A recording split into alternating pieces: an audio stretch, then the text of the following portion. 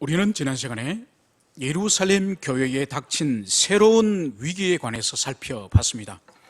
그것은 바로 지금까지는 유대교가 박해를 했다고 한다면은 이제는 정부 당국인 헤롯 임금이 이제 박해를 하게 되었습니다. 그래서 교회는 어떻게 응전을 하였고 하나님은 어떻게 응답하셨는지 그것을 우리는 지난 시간에 살펴본 것이죠. 그러니까 본디 이 헤롯이라고 하는 이 사람은 이 유대인들에게 혈통적으로나 종교적으로 열등의식을 가지고 있는 사람이에요.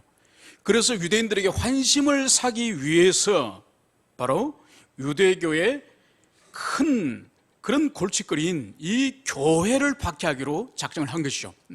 그래서 교회 지도자인 야고보를 먼저 칼로 쳐 죽이고 그 반응을 보니 유대인들이 매우 기뻐하는 것을 보고 이제 사도 베드로마저도 죽이려고 한 것이죠.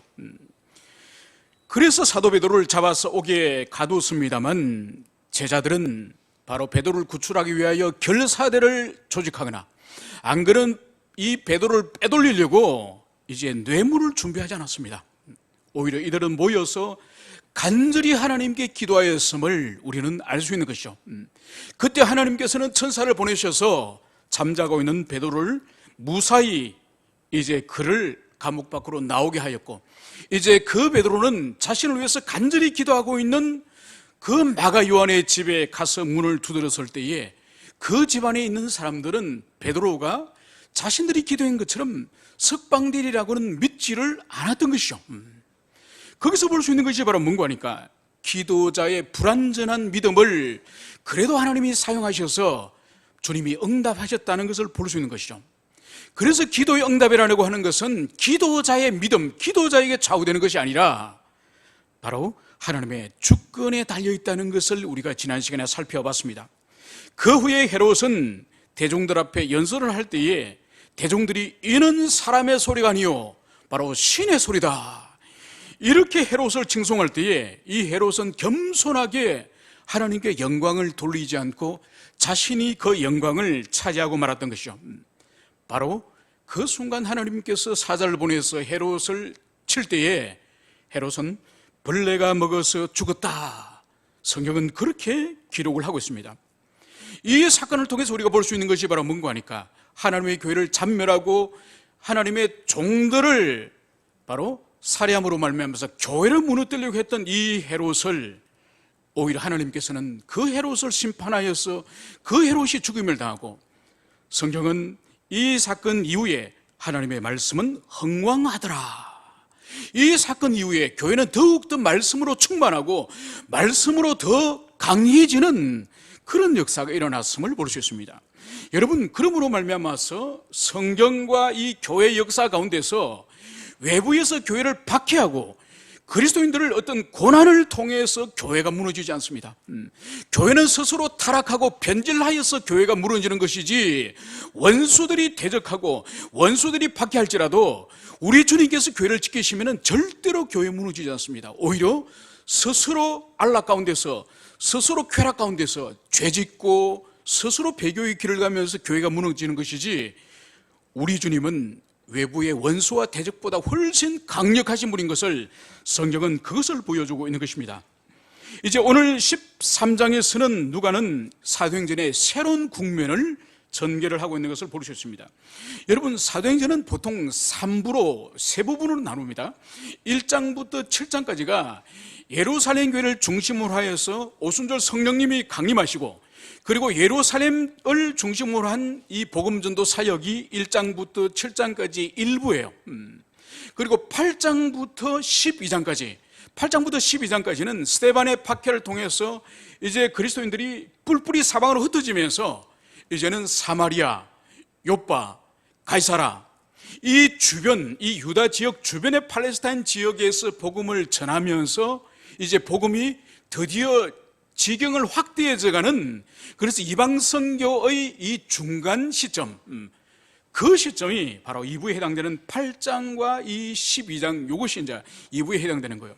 그리고 오늘부터 우리가 다루는 이 13장부터 마지막 장까지는 이제 드디어 복음이 예루살렘 교회가 아니라 안디옥 교회가 드디어 중심이 되고, 이제 그 안디옥 교회가 이제는 이방인 선교의 베이스 그런 캠프 같은 이 전초기지 같은 그런 역할을 이 안디옥 교회가 하게 되는 거예요. 그래서 사도 바울 일행의 선교단 일행을 1차로 보내고 또 두 번째 보내고 3차로까지 보내는 이야기가 이 사도행전 3부에 해당되는 거예요. 그리고 마지막에는 이 사도 바울이 예루살렘에서 체포되어서 그가 그토록 보고 싶고 그토록 가서 복음을 전하고 싶었던 로마를 그가 선교사로 가는 것이 아니라 바로 사설의 메인 죄수의 신분으로 로마로 들어가는 것을 봅니다. 그러나 자신의 소원을 따라서 로마에 가서도 감옥에만 갇혀 있는 것이 아니라 그가 구금되어 있는 집에서 끊임없이 사람들을 초청하세요. 그들에게 복음을 전하는 이야기로 사도행전 28장은 끝을 맺는 것이죠. 그래서 오늘 우리가 살피는 이것은 사도행전의 3부의 초도에 해당되는 부분이라는 것을 여러분들이 기억을 하시기를 바랍니다. 오늘 우리가 이제 살펴볼 것은 13장 1절에서 바로 안디옥 교회에 선지자들과 교사들이 있었으니 이 말씀을 기록을 하고 있습니다. 여러분, 예루살렘 교회는 신약시대 때 사도가 있었습니다. 그래서 구약시대 때는 선지자들이 있어가지고 하나님의 종으로서 하나님의 말씀을 대언했다고 한다면 예루살렘 교회는 바로 그리스도께서 친히 세우신 12사도가 있었던 것이죠. 그런데 오늘 이 안디옥 교회는 예수님이 친히 세우신 사도는 여기 있지 않습니다. 그런데 오늘 성경은 바로 선지자들과 교사들이 있었다, 이 말씀을 여기서 하고 있는 것이죠. 여러분, 신약시대 때도 선지자가 있음을 사도행전은 명백하게 말씀하는 거예요. 이 선지자의 의미는, 이 프로페테스라는 이 의미는 문자적으로는 전파하는 자, 선언하는 자, 선포하는 자, 이런 의미예요. 그러니까 이 프로페테스, 이거는 성경뿐만 아니라 그 당시 로마의 문헌에도, 그 당시에 문학서적이라든지 문헌에도 이 단어가 사용됩니다. 그 당시에 그리스 로마의 문명에서는 이것이 어떤 의미로 사용되는 거니까 신탁이나 감춰진 어떤 비밀이나 일들을 선포하거나 해석하거나 전달하는 그런 역할을 하는 사람을 이 프로페테스, 이 선지자라고 하는 의미로 사용되는 거예요. 그런데 성경에서 사용될 때는 바로 하나님의 말씀이나 하나님의 뜻을 전달하거나 해석하는 그런 사람이에요. 여러분, 그렇기 때문에 우리가 해석할 때는 이 선지자라고 사용되는 이 사람은 바로 하나님의 말씀을 전가하고 하나님의 뜻을 전가하는 그런 사람으로 이해를 해야 됩니다.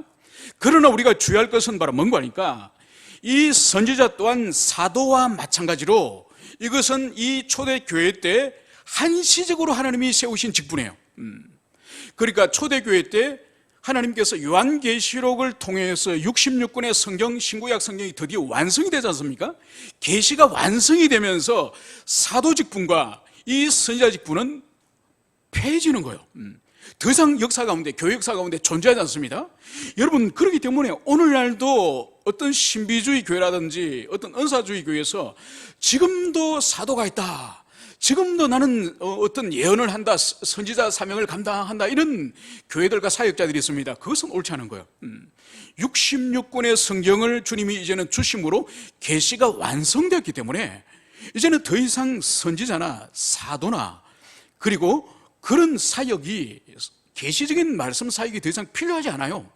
지금 필요한 것은 이 성경 말씀을 정확하게 해석하고 우리 시대에 우리 자신의 삶에 적용하는 그 문제가 우리에게 주어진 것이지, 이 성경 66권이 있는데 이것 외에 또 하늘에서 계속 계시가 주어지는 것은, 이것은 거짓된 가르침이에요. 그것을 여러분들이 명백하게 이해하시기를 바랍니다. 그리고 여기서 또 우리가 살펴볼 것은 이 교사라고 하는, 이 디다스칼로스라고 하는 이 의미가 뭔가 하니까 이것은 원래 의미는 가르치기에 적합한 그런 사람의 뜻이에요. 그래서 에베소서에 보면은 이 교사와 이 목사를 주셨다고 할 때에 이 두 단어 앞에 관사를 하나만 사용합니다. 이 의미가 뭔가 하니까 교사와 목사를 따로따로 세웠다기보다는 이 목사가 곧 교사에 대한 그런 의미예요. 그 두 단어 앞에 하나의 관사를 쓰는 것은, 그러므로 목사는 곧 가르치는 교사라는 그런 의미예요. 아무튼 이 안디옥 교회에 이 선지자 직분과 교사 직분을 가지고 있는 사람들이 있다고 오늘 누가는 그것을 말씀을 하면서 이 사람들이 누군지 그것을 이름을 여기서 구체적으로 거명을 하고 있습니다. 곧 바나바와 니게를 하는 시몬과 구레네 사람 루기오와 분봉왕 헤롯의 젖동생 마나인과 및 사울이라. 여러분, 여기서 우리가 잘 알고 있는 인물이 두 인물이 나오죠. 누군가요? 바로 바나바와 사울은 우리가 이미 알고 있습니다. 그런데 여기서 우리가 낯선 세 명의 사람들이 나오는 것이죠. 이 5명의 사람들 가운데 가장 앞서 있는 사람이 누군가요? 바나바예요, 바나바. 이것은 뭔가 하니까 이 5명 가운데서 그래도 가장 영향력이 있는 사람을 순서 가운데 앞에 둔 것을 볼 수 있습니다. 그러니까 선지자와 이 교사들 가운데서도 이 바나바의 영향력이 지대함을, 그것을 우리가 알 수 있는 것이죠. 실제로 우리가 지난 시간에 살펴봤던 것처럼 바나바는 이미 안디옥 교회의 담임 목회자로서 사역을 감당하였고, 그리고 그가 사울을 동력하여서 함께 두 사람이 동사 사역을 하였음을, 그것을 알고 있습니다. 그러면 그 나머지 세 사람에 대해서 이제 누가는 설명을 하고 있으니 바로 니게를 하는 시몬이 있음을 여기서 말씀을 하고 있습니다. 여러분, 이 니게를 하는 이 단어는, 이것은 라틴어예요. 라틴어에서 나온 말인데, 이 니게르는 라틴어에서 검다, 블레이의 뜻이에요. 그러니까 아프리카 흑인들을 우리가 니그르라는 그런 말을 우리가 듣지 않습니까? 그죠? 이것은 라틴어 니게르어에서 나온 거예요. 그렇다고 한다면 이 시몬이라는 이 사람은 아프리카 흑인 출신임을 보여주는 거죠.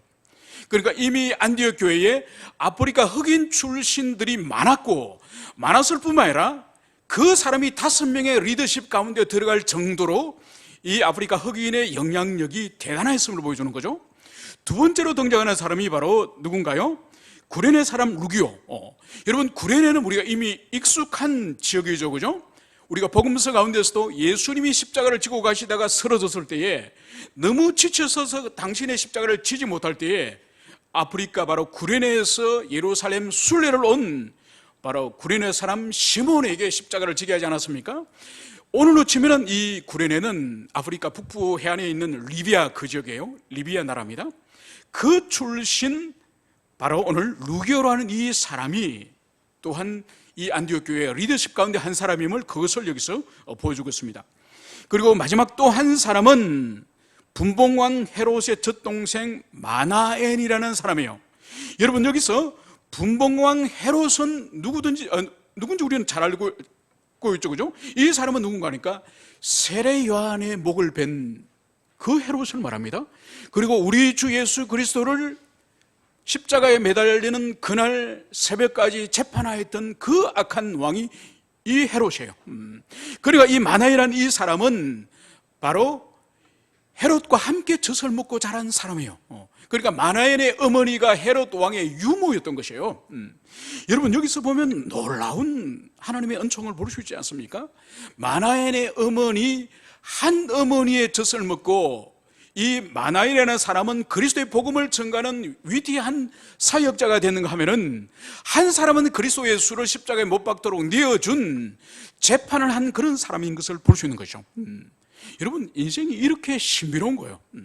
똑같은 어머니의 젖을 먹고 자랐는데도 한 사람은 이렇게 그리스도와 하나님 나라 위해서 헌신했다고 한다면은, 한 사람은 예수님을 죽이는데 결정적으로 기여한 그런 악한 왕인 것을 볼 수 있는 것이죠. 여러분, 저희 어릴 때 여름 방학이 되면은, 또 가을이 되고 하면 산에 소를 먹이러 가요. 소를 먹이러 가면은 저희 그 아주 산이 한 600고지 정도 되는데, 그 중턱에 신기하게 큰 옹당한 샘이 물 웅덩이가 있습니다.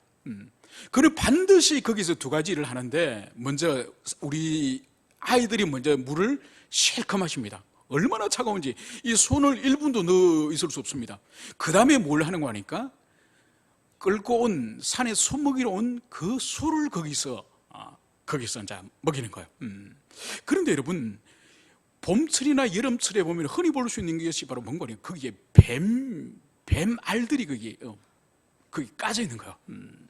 그리고 이런 새벽에 가을에 밤을 주러 올라가면 거기 꼭 뱀이 거기서 물을 마시고 뱀이 거기 들어 있습니다. 그러니까 똑같은 우리가 그 샘 이름을 참샘이라 불렀는데 그 참샘이 우리 아이들도 물을 마시고 우리 소들도 물을 마시고 뱀도 물을 마시는 거예요. 똑같은 물을 마시지만은 그 결과는 전혀 다르겠죠, 그죠? 소는 송아지에게 젖을 주지만은 그 뱀은 만약 산에 온 아이들을 깨물면 죽지 않겠습니까? 그죠? 동일한 샘물을 마시더라도 결과는 전혀 다른 것처럼 오늘 마나인의 유어머니의 젖을 먹고 자라더라도 마나인같이 그리스도의 사역자가 되는가 하면은 헤롯과 같이 그리스도를 죽이는 그런 역사가 있음을 여기서 볼 수 있습니다. 여러분, 여기서 우리가 볼 수 있는 것이 바로 뭔가요? 이 안디옥 교회는 예루살렘 교회와 달리 벌써 흑인이 리더십이에요. 그리고 아프리카 출신이 리더십 가운데 한 사람입니다. 그리고 심지어 왕궁에서 왕과 함께 자란 높은 사회적인 신분에 있는 그 사람도 이 안디옥 교회의 리더십 가운데 한 사람이 있습니다. 그리고 바나바는 레윈이죠. 그리고 사울은 바리새인이지 않습니까? 그죠? 그래서 여기서 볼 수 있는 것이 바로 이 안디옥 교회는 이미 인종적인 장벽을 넘어선 교회예요. 벌써 문화적인 장벽을 넘어선 교회예요. 바로 이 교회 안에서는 남녀노소나 이제는 빈부귀천한 인종의 차별이 없는 그런 교회가 되었음을 그것을 보여주는 거예요. 여러분, 그러므로 이 안디옥 교회는 놀라운 하나님의 섭리예요. 그러니까 세계 선교를 위해서 이제 분명히 주님께서는 예루살렘을 향해서, 예루살렘에 있는 제자를 향해서 딴 것까지 복음을 증가로 말씀하셨지만은 거기에 사용되어지는 교회는 예루살렘 교회가 아니라 바로 이 안디옥 교회예요. 스데반의 박해를 피해서 이 사람들이 뿔뿔이 흩어져서 이 사람들이 북쪽으로 이동하면서 복음을 전하면서 모인 곳이 바로 안디옥이에요. 그래서 이 안디옥에서 왕족도 모이고 흑인도 모이고 아프리카 사람도 모이고 바리새인도 모이고 레인도 모여가지고 이 다문화 이 교회를 형성했으니 바로 세계 선교의 초석이 되는 그런 안디옥 교회를 성령님께서 고난과 박해와 역경을 사용하여서 이 교회를 세우셨음을 성경은 그것을 말씀을 하고 있습니다. 이제 2절에서는 오늘 우리 성경은 번역하지 않았습니다만 여기서 그들이 해당되는 이 아우토니라는 이 단어를 번역을 성경은 하지 않았습니다. 만약 이것을 삽입을 해서 번역을 한다고 한다면은 그들이 주를 섬겨 금식할 때에, 여기서 그들이 이것을 여기에 삽입을 해야 됩니다. 그러면 여기서 금식한 그들이 누굴까요? 이 5명의 지도자들이 금식을 했어요? 아니요. 이 지도자는 당연히 금식을 했지만은 여기서 금식한 것은 안디옥 교회 공동체 전체를 말하는 거예요.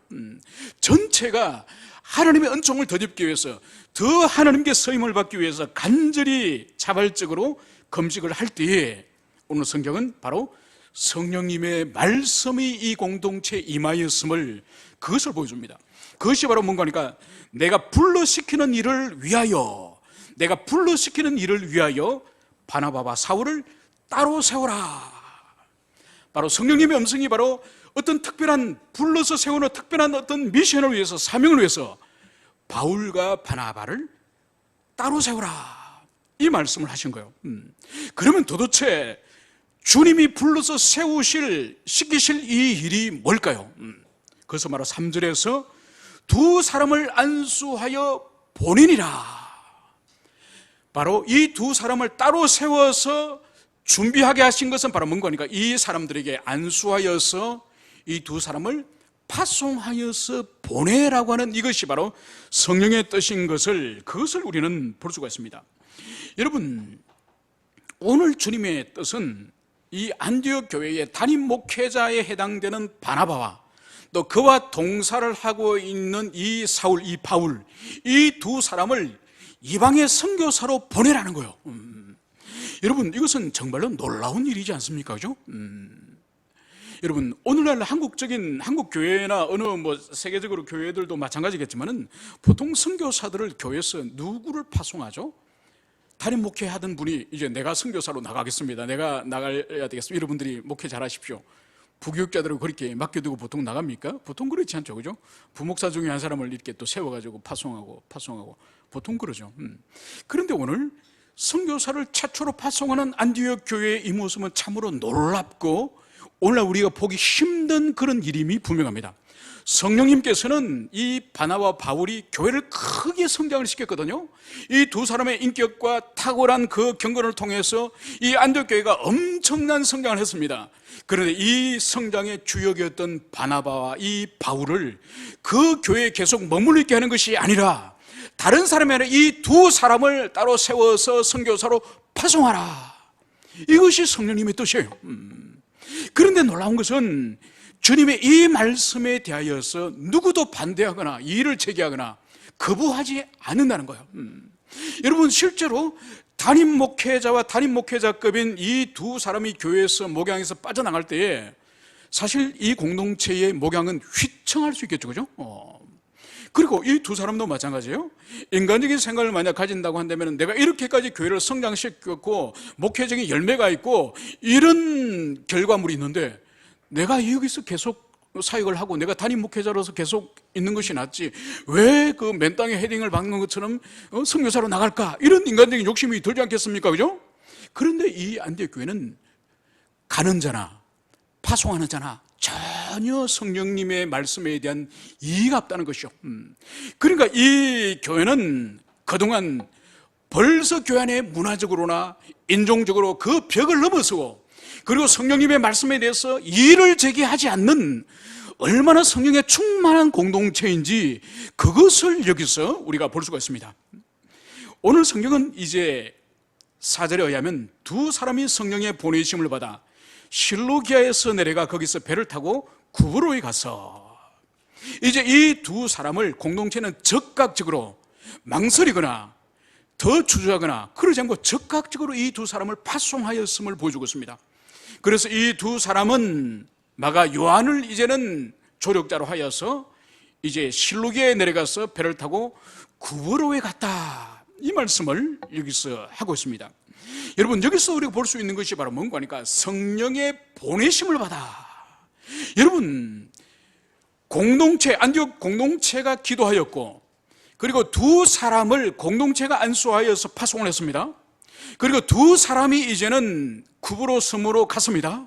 그런데 오늘 성경은 성령의 보내심, 어떤 인간의 개입이 있었고 참여가 있었지만은 인간이 갔다, 인간이 보냈다, 교회가 보냈다, 이 말씀하지 않으세요. 오직 이 선교 사역의 모든 주체는 오직 성령 하나님이심을, 그것을 여기서 보여주고 있는 것이죠.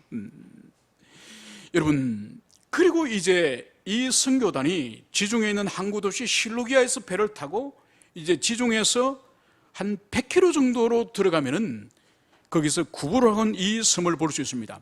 이 섬은 오늘날 키프로스라고 하는 섬이에요. 그러니까 이 섬이 가로는 한 240km 정도, 그리고 세로는 폭은 한 100km 정도, 이 크기가 우리나라 제주도의 한 5배 정도 되는 크기의 섬이에요. 그러니까 적은 섬은 결코 아니죠.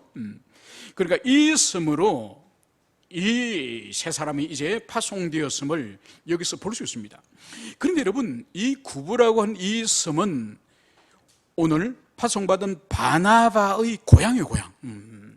그러니까 바나바의 고향으로 성령께서 이 선교단을 보내신 거예요. 여러분, 예수님께서도 광야에서 시험을 받으시고 이제 그분이 제일 먼저 파송받은 사역지가 어디였습니까? 천국 복음을 제일 먼저 전거하신 곳이 어디였죠? 고향 갈릴리였죠. 그것처럼 이 바나바도 많은 지역이 있을 수 있겠지만, 로마 제국에 많은 지역이 있을 수 있겠지만은 바로 자신의 고향 이 키프로스 섬, 이 구브로에 파송되었음을, 그것을 여기서 볼 수가 있습니다. 그래서 이 사람들은 이제 구브로에 도착해서 먼저 섬의 동쪽 끝에 있는 살람이라고 하는 이 구브로 섬에서 가장 큰 이 도시, 이 동쪽 끝에서 이 서쪽 끝에 있는 이 바보라고 하는 이 항구 도시, 여기를 향해서 이 섬 전체를 관통을 하면서 지나가면서 유대인들 회당마다 복음을 전하였음을, 그것을 볼 수 있습니다. 여러분, 이 구브로는 이미 그리스도인들이 이미 들어왔던 지역이에요. 예루살렘 교회가 박해를 받고 있을 때에 피신해 왔던 사람들이 구브로까지 와서 복음을 전하였던 것이죠. 그래서 오늘 바나바의 일행은 섬 동쪽에서 섬 서쪽을 향해서 그 섬을 중간을 관통하면서 지나가는 곳마다 있는 유대인 회당을 들러서 복음을 전가했음을 볼 수 있습니다. 오늘 선교단은 이제 서쪽 끝에 있는 바보라고 하는 이곳에서 오늘 두 사람을 만났음을 오늘 기록을 하고 있습니다. 그 특별한 두 사람은 바로 바예수라고 하는 유대인 거짓 선지자인 마술사이고, 또 한 사람은 이 구브로 섬의 총독인 서교 바울이라고 하는 이 사람이에요. 그래서 이 두 사람을 이 선교단 일행은 만났음을 오늘 중요한 인물로서 오늘 여기서 기록을 하고 있는 것이죠. 여러분, 여기서 오늘 바예수라고 하는 이 거짓 선지자를 오늘 누가는 소개를 하고 있습니다. 여러분, 바예수란 이 뜻이 바로 뭔가 하니까 히브리어로 바 또는 벤, 이것이 누구누구의 아들, 이런 뜻이에요. 그러니까 바예수의 뜻은 예수의 아들, 요수아의 아들, 이런 뜻이에요. 그러니까 이 사람이 유태인이니까 그런 성경적 인물의 이름을 빌어서 그렇게 이름을 지은 것이죠. 그런데 자기 이름이 구약의 요수아가 그 신약의 헬라어로 예수지 않습니까? 그러니까 자신이 예수의 아들, 요수아의 아들인데 이 사람이 하는 짓이 뭐죠? 마술사예요. 마술사예요. 그리고 오늘 또 한 인물은 로마에서 파송된 총독인 이 서기오 바울. 이 두 사람을 오늘 누가는 주목하여서 기록하고 있음을 여기서 볼 수가 있습니다. 그런데 오늘 7절에 따르면은 이 바예수라고 하는 이 인물이 어떤 역할을 하고 있느냐?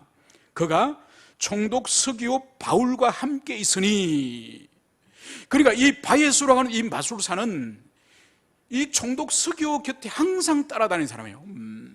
여러분, 이것은 뭔가 하니까 고대 시대 때 어떤 통치자들이 항상 자기 곁에 주술가나 마술사들을 항상 대동하여서 어떤 의사결정을 할 때에 자기의 지혜를만 국한하지 않고 신탁을 묻는 것을 우리가 흔히 볼 수 있습니다. 그것처럼 이 바예수를 곁에 두고 이 서기오 바울도, 이 총독도 어떤 의사결정을 할 때 항상 이 바예수의 의견을 참고하였음을 여기서 우리가 볼 수 있는 것입니다.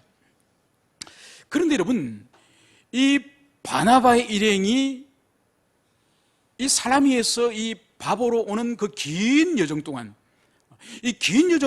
유대인 회당들을 다니면서 복음을 전하면서 그리스도의 그 능력이 그 지역에 확산되면서 이 소문이 이 총독의 귀에도 들어가지 않았겠습니까?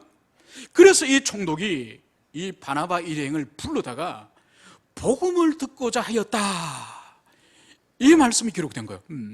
그러니까 그 소문을 들었기 때문에 이 총독에게는 비록 자기 자신이 이 바예수에게 자문을 구하고 바예수의 어떤 능력을 믿기는 하지만은, 그러나 새롭게 지금 선교단 일행이 와서 복음을 전하면서 놀라운 일들이 일어나고 있다고 하는 이 소식을 듣고 영적인 호기심이 이 서기오 바울의 마음에 일어난 것이죠. 그래서 이 사람들을 불러다가 복음을 듣기를 원했던 거예요. 그런데 오늘 성경은 오늘 이렇게 기록을 하고 있습니다. 그들을 대적하여, 이 바예수가 그들을 대적하여 총독을 믿지 못하게 힘쓰니. 그러니까 이 바예수가, 이 바나바 일행이 와서 총독에게 그리스도 예수의 그 복음에 대해서 증거를 하는데 믿지 못하도록 이 바예수가 계속적으로 이간질을 하고 불신앙의 짓을 하고 대적하는, 회방하는 그 일을 이 바예수가 하였음을, 그것을 여기서 보여주는 거죠. 여러분, 그러므로 복음을 증거하는 곳에는 반드시 영적 전쟁이 일어납니다. 여러분, 복음을 증거하지 않으면 영적 전쟁이 일어나지 않아요. 여러분, 가만히 있으면, 우리 그리스도인들 가만히 있으면 우리를 시비를 걸지 않아요. 여러분, 내 예수 믿는다 말하지 않고 직장에서나 사람들 많은 데서 그냥 가만히 술 따라주면 마시고, 노래방 가자면 가고, 룸살롱 가자면 같이 가고, 여러분, 같이 죄를 먹고 마시면은 아무도 우리를 괴롭히지 않아요. 그런데 저는 그리스도인입니다. 저는 그리스도인이기 때문에 그렇게 할 수 없습니다. 저는 그리스도인이기 때문에 저는 이렇게 사는 것이 맞다고 생각합니다. 여러분, 입으로서 우리 자신이 그리스도인임을 선포하고, 입으로서 복음을 증거하고, 입으로서 그리스도인의 삶에 합치되는 것을 살아갈 때에 반드시 수반되어지는 박해와 고난이 반드시 있다는 거예요. 그리고 우리가 또 더 나아가서 전도를 해보세요. 더 말할 수 없는 박해와 회방과 고통이 따릅니다. 여러분, 이것은 당연한 거예요. 오늘 보세요. 바나바 바울이 그 구브로 섬, 그 좋은 휴양지 같은 그 섬을 가서 구경만 잘하고 돌아다니면 아무도 회방하지 않아요. 그런데 그곳에서 총독 서교 바울에게 복음을 전하니 바로 이 바예수가 회방을 하고 대적을 하고 복음에 대해서 방해를 하는 이 모습을 여기서 볼 수 있습니다. 여러분, 물리적 세계도 보세요. 우리가 살아가는 이 세계도 우리가 눈에 보이지 않지만 이 세계 구석구석에 공기가 없는 세계가 어디 있습니까? 진공 세계 없습니다. 그죠? 모든 세계의 공기와 모든 세계에 이런 자연의 이런 요소들이 있는 것처럼 여러분, 영적 세계도 마찬가지예요. 영적 세계도 우리 내면에 그리스도를 모시고 우리 내면에 성령님이 계시지 않는 사람들은 무주공산이 아니에요. 그 심령이 무주공산이 아니라 그 내면에 모두 다 악한 영이 그 심령을 지배하는 거예요. 그래서 이 세상은 그리스도와 성령께서 우리 내면을 지배하고 계시든지 아니면 악한 영의 역사가 반드시 그 사람을 사로잡든지, 여러분, 그렇기 때문에 그리스도의 사람이, 성령의 사람이 복음을 전가하면 반드시 적대감과 대적을 하는 이유가 그 사람 속에 내면의 역사는 악한 영의 역사가 일어나기 때문에 그것이 바로 일어나는 거예요. 여러분, 그렇기 때문에 우리가 복음을 전하다거나 우리가 그리스도인임을 드러내면서 성도다운 삶을 살 때에 당하는 그런 고난은 당연히 져야 될 십자가예요. 그것이 싫다고 벗어버리고 그것이 싫다고 내려놓으면 차라리 입을 다물고 나는 예수 믿는다 말도 하지도 말고 그냥 복음도 전하지도 말고 가만히 살면은 절대로 환난 어림없습니다. 같이 술 마시고 같이 룸살롱 가고 같이 더러운 짓거리 하고, 여러분, 그러면 절대로 세상이 우리를 괴롭히잖아요. 함께 친구로 짝으로 그렇게 생각을 하는 것이죠. 여러분, 오늘 성경은 바예수가 이 복음 전거를 회방하고 있을 때에 오늘 9절에서는 바울이라고 하는 사울이 성령이 충만하여, 오늘 성경은 이렇게 기록을 하고 있는 거예요. 여러분, 성경의 주체가 누구시라고요? 성령님이지 않습니까? 그죠? 성령님이 지금 이 사도들을 사용하여서, 당신의 종들을 사용해서 이 구브로 섬의 복음을 전가하려고 하는데, 이 바예수가 이 복음을 회방하고 중간에서 가로막고 오늘 거짓을 하기 때문에 오늘 성경은 바울이라고 하는 이 사울의 심령에 성령이 충만히 임하였다, 이 말씀을 하는 거예요. 바로 이 해방자, 이 바예수를 이 성령께서는 이제는 제압하기 위해서 오늘 성령님께서 누구에게 임하셨냐? 바나바가 아니라 바울에게 임하였음을, 그것을 우리는 주목해야 됩니다. 그래서 이 13장부터는 지금까지 12장까지 베드로가 이 사역의 주역이었지만 이 13장부터는 바나바도 아니에요. 이 사건 이후로 이제는 드디어 바울이 이름이 등장하면서 바울이 이후에 사도행전의 모든 사역의 주체임을, 주역임을, 그것을 보여주고 있는 것이죠. 그래서 성령님이 이 순간 바나바를 사용하시는 것이 아니라 바울을 사용하시기로 결정하시고 바울의 심령에 성령이 충만하게 임하였음을, 그것을 보여주고 있습니다. 그러면서 바울의 입을 통하여서 놀라운 성령님의 말씀이 이제 대언되어지는 것을 볼 수 있습니다. 그것이 바로 10절과 11절인데, 모든 거짓과 악독이 가득한 자요, 이 바예수를 향해서 오늘 성령님께서 이 바울의 입을 통해서 모든 거짓과 악독이 가득한 자요, 이렇게 바예수를 청지하는 것을 여기서 볼 수가 있습니다. 여러분, 오늘 여기서 오늘 이 바예수를 모든 거짓과 악독이 가득, 그러니까 성령이 지금 바울이 충만하였다고 한다면 이 바예수의 심령은 거짓과 악독이 충만한 상태임을, 그것을 여기서 보여주고 있습니다. 여러분, 예수님께서도 요한복음 8장에서 사탄 마귀를 예수님이 어떻게 정의를 내리는가 하니까 이렇게 예수님은 정의를 내렸습니다. 이 사탄을 거짓말쟁이요 거짓의 아비라, 거짓말장이고 거짓의 아비라고 예수님은 사탄의 존재를 정의를 하는 거예요. 여러분, 사탄이 이 세상에 창세기 3장에 처음 등장하지 않습니까? 그죠?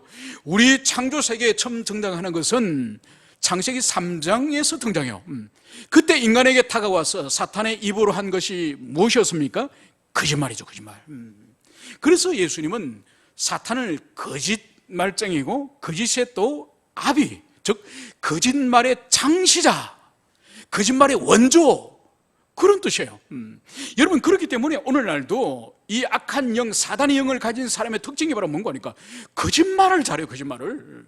여러분, 그래서 이단을 보세요. 이단. 성경을 얼마나 속이고 얼마나 비틀어가지고 거짓말을 합니까? 그죠?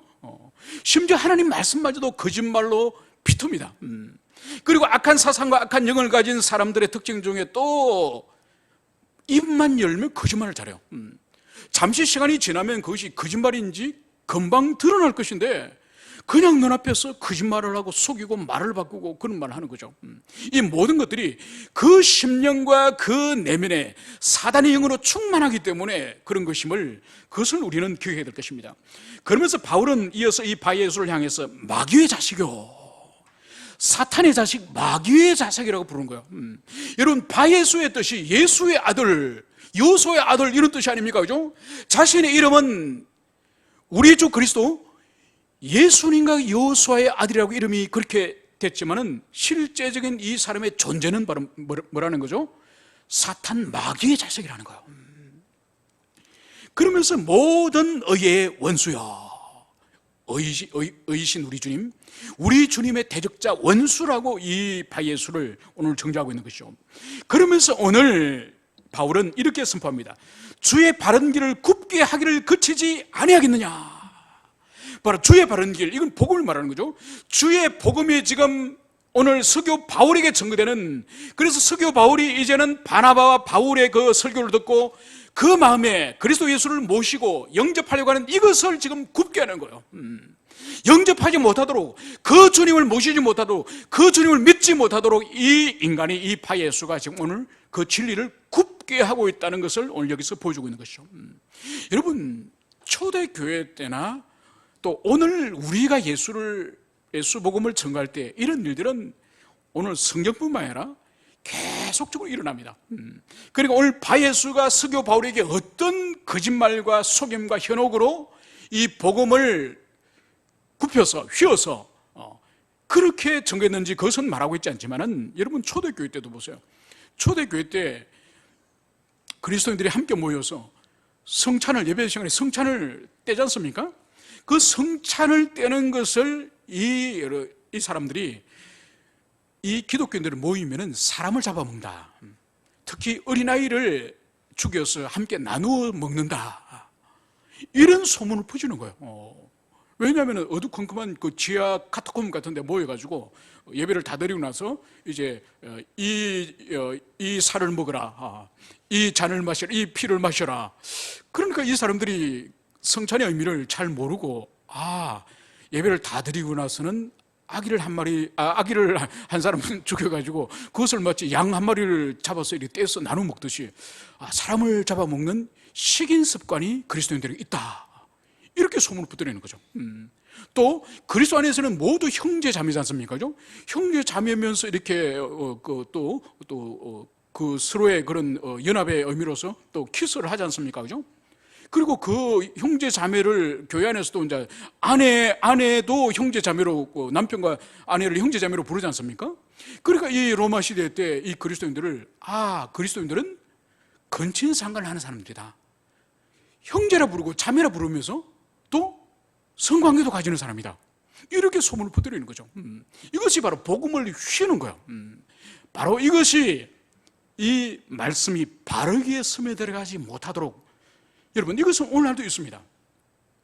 오늘날도 시골이나 복음을 들어보지 못한 사람들도 기독교에 대해서 오해하고 있는 사람들에게 복음을 전하면은 그 사람들은 자기들끼리 모여서 이런 말을 합니다. 야, 예수 믿으면은 그 집안 망한다. 그 집안에 누가 예수 한 사람 믿으면 집이 망하고 자식들이 안 된다. 여러분, 이렇게 말을, 복음을 굽어뜨리는 사람이 됐습니다. 또 어떤 사람은 또 이렇게 복음을 영접하지 못하도록, 예수를 영접하지 못하도록 또 하는 사람들이 있습니다. 야, 교회를 다니면 재산 10분의 1 바쳐야 된다, 매달 바쳐야 된다, 이렇게 해서 경제적인 그런 수탈하는 교회처럼 그렇게 복음을 휘어서 예수 그리스도를 영접하지 못하도록 하는 일은 오늘날 이 시대 가운데에서도 있는 것이죠. 오늘 이 일에 대해서 오늘 바울은 이렇게 선언합니다. 보라, 주의 손이 내 위에 있어 내가 맹인이 되어서 얼마 동안 해를 보지 못하리라. 바로 서교 바울에게 복음을 증가하는 이것을 중간에서 회방하면서 이 일을 이간질하는 이 바예수를 향해서 오늘 이 사도 바울은 명백한 말씀을 선포하니 바로 주의 손이 내 위에 있어. 이 주의 손은 주님의 권능을 말하자고요. 주님의 권능이 지금 너 위에 있어서 내가 맹인이 되어서 얼마 동안 해를 보지 못하리라. 이 말씀을 선언하는 거예요. 여러분, 이것이 여기서 우리가 알 수 있는 것이 바로 뭔가 아니에요. 이 바예수라고 하는 이 마술사는 이제 이 바울이 맹인이 되어서 하늘의 해를 보지 못한다. 이 선언에는 특별한 의미가 있는 거예요. 바로 뭔가 하니까 이 바예수가 미래를 점을 치거나 어떤 의사결정을 할 때에 하늘의 해를 보고 해를 통해서 점을 치는 사람임이 분명합니다. 그래서 오늘 성령 하나님께서 너가 믿고 너가 의지하는 그 우상, 바로 권능의 하나님이 그 손이 너 위에 있어서 이제 너가 눈으로 더 이상 해를 보지 못할 것이다. 그래서 너가 점을 치는 그 짓을 이제는 성령의 권능으로 얼마 동안 너가 하지 못할 것이다. 이 말씀을 선언하는 것을 여기서 볼 수 있습니다. 여러분, 여기서도 우리가 볼 수 있는 것이 바로 뭔가 하니까 이 성령님께서는 이 바예수를 헤롯이 교만하여서 하나님의 영광을 가로챈 것처럼 그 자리에서 바예수를 죽여버릴 수도 있지 않습니까? 그죠? 죽여버릴 수도 있지만은 오늘 성령님은 이 바울의 입을 통하여서 너가 맹인이 되어서 얼마 동안 해를 보지 못하리라. 이것은 뭔가요? 그에게 인생의 기회를 주는 기회를, 마치 사도 바울이 3일 동안 눈이 멀었던 것처럼 이 바예수가 며칠을 눈이 멀었는지 그건 성경이 말하고 있지 않지만은 오늘 이 바예수에게도 주님께서는 기회를 주시는 거예요.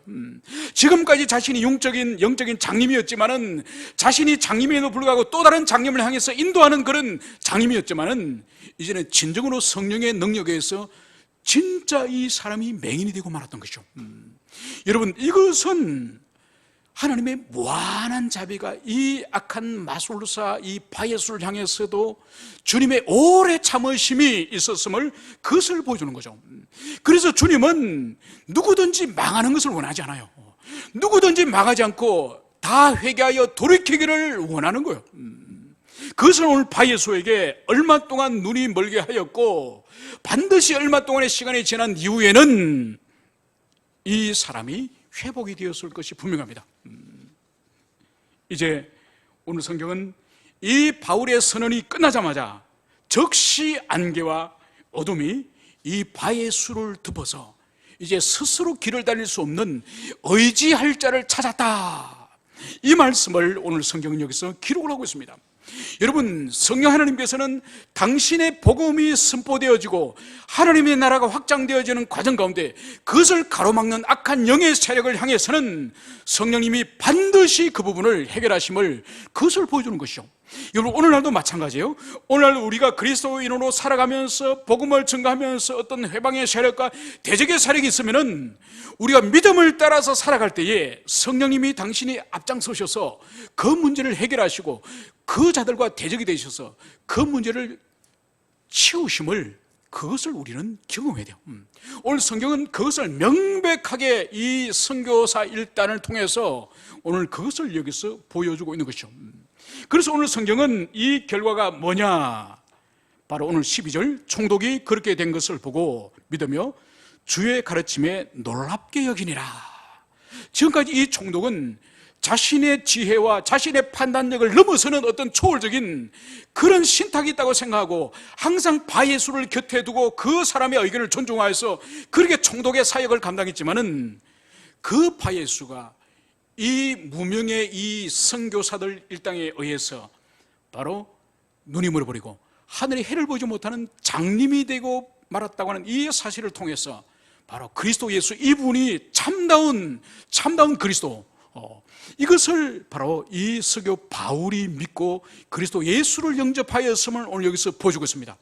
여러분, 예루살렘에서는 총독 빌라도가 우리 주님을 십자가에 못 박았다고 한다면은 오늘 이 키프로스 섬의 이 총독 서교 바울은 이 바울과 바나바의 일행을 통해서 그리스도 예수를 영접하는 놀라운 일이 일어났음을 보여주고 있습니다. 여러분, 이 세상에서 어떤 악한 자도 성령께서 역사하시면은 그 자를 깨뜨리시고, 어떤 완악한 마음도 그리스도 예수를 영접함을, 그것을 여기서 보여주고 있습니다. 여러분, 그러므로 오늘 이제 우리에게 적용한다고 한다면은 이 사역은 2000년이 지났지만 오늘날도 교회를 통해서, 그리스도를 통해서 이 사역은 계속되어지기를, 세상 끝날까지 계속적으로 지속되기를 주님은 그것을 원하는 거예요. 그래서 오늘날도 이 바예수 같은 사람들이 우리 주변에 있습니다. 또 총독 서교 바울같이 복음을 들어보고 싶어하는 그런 사람도 우리 주변에 있습니다. 대적하는 사람도 있긴 하지만은, 그러나 오늘 바나바 바울은 서교 바울뿐만 아니라 바로 이 바예수를 향해서도 하나님의 자비가 임하였음을 알았던 것처럼, 우리도 우리 주변에 서교 바울 같은 사람들에게도 복음을 증거하고, 또 바예수 같은 사람도 성령님이 포기하지 않았던 것처럼, 이런 사람을 우리가 만난다 할지라도 우리 또한 포기하지 말고 복음을 증거하는 우리 모든 공동체가 되었으면 좋겠습니다. 함께 기도하시겠습니다.